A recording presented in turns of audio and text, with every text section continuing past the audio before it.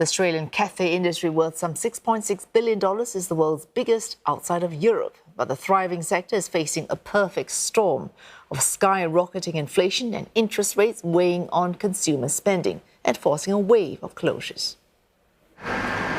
When Francesca Giglio opened her cafe in Sydney's northern suburbs, she never thought she'd be closing 3 years later.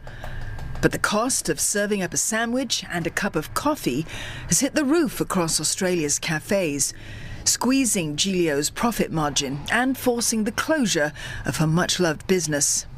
But no one really wants to accept this price increase. Like we must accept it for the ingredients, for the rent, for the wages. So all the wages are going up. So now having a worker, it's really tough.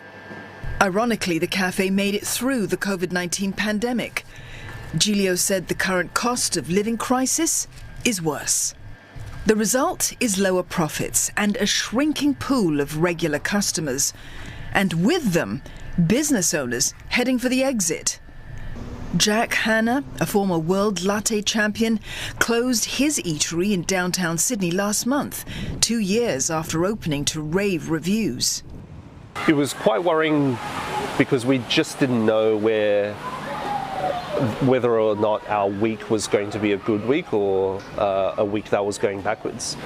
But I think once we finished up, it was more of a relief.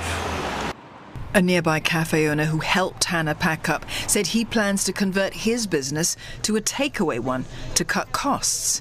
When you look around Sydney and you look at so many businesses for lease, institutions from when you were a child just completely gone now, and people lose their livelihoods. You know people have put their whole life into it, and now it's scary times. So I ordered a toastie for lunch. I was looking at a more expensive sandwich, which looked slightly more delicious, but it was $18, so I went for the $14 toastie option and felt more comfortable spending that amount for lunch. Before COVID-19, hospitality venues were about 1/3 of Australian small businesses advertised for sale.